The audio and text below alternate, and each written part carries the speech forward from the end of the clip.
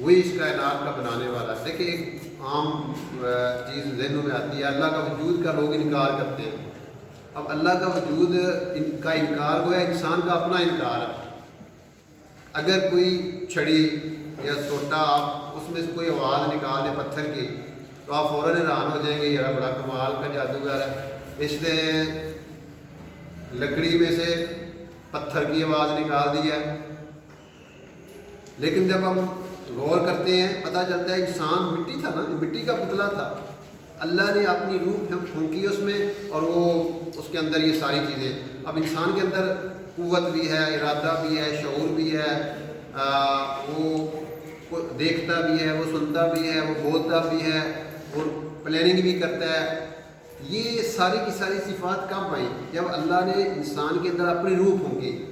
یعنی آپ یوں سمجھ لیں کہ یہ ایک اللہ تعالیٰ کا مظہر ہے، اللہ کی صفات کا چھوٹا سا مظہر ہے۔ جس طرح اللہ کی حقیقی صفات اللہ کی ہے، حقیقی دیکھنا اللہ کا ہے، حقیقی سننا اللہ کا ہے۔ اللہ کا دیکھنا ہر چیز سے پرے بھی دیکھ لیتا ہے۔ ہم ایک طرف دیکھتے ہیں دوسری طرف نہیں دیکھ سکتے، دائیں دیکھیں بائیں نہیں دیکھ سکتے، بائیں دیکھیں دائیں نہیں دیکھ سکتے، آگے دیکھیں پیچھے نہیں دیکھ سکتے۔ لیکن اللہ کا دیکھنا حقیقی ہے، وہ تو آپ یعنی ذرہ ذرہ وہ اللہ کی نگاہوں میں ہے۔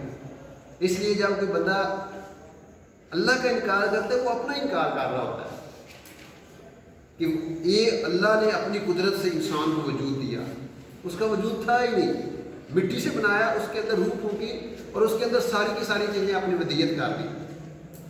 یعنی انسان اللہ حقیقی صفات کا جو ظہور ہے وہ انسان کی شکل میں ہو گیا، اور یہی آپ کو صفات دوبارہ جنت کے اندر وہ فلی ملیں گی۔ آپ یوں سمجھیں پوری جنت کا پورا ہولڈ ہوگا آپ کے پاس۔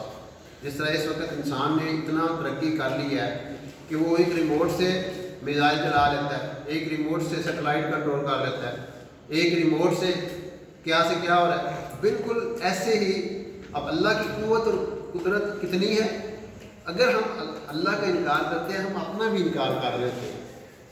اگر ایک بندہ اللہ کا انکار کرتا ہے نا، وہ اپنا بھی انکار کرتا ہے کہ انسان کے اندر بھی کوئی شعور نہیں ہے، اس کے اندر بھی کوئی ارادہ نہیں، اس کے اندر بھی کوئی قوت نہیں ہے، اس کا دیکھنا بھی غلط ہے، اس کا سننا بھی غلط ہے، اس کا سوچنا بھی غلط ہے۔ تو یہ اللہ کی قدرت کا اظہار ہے۔ اللہ رب العزت نے جو انسان بنایا ہے، اس لیے حدیث قدسی ہے کہ میں ایک چھپا ہوا خزانہ تھا، میں نے چاہا کہ تلاش کیا جاؤں تو میں نے انسان کو پیدا کر دیا۔ یعنی انسان آپ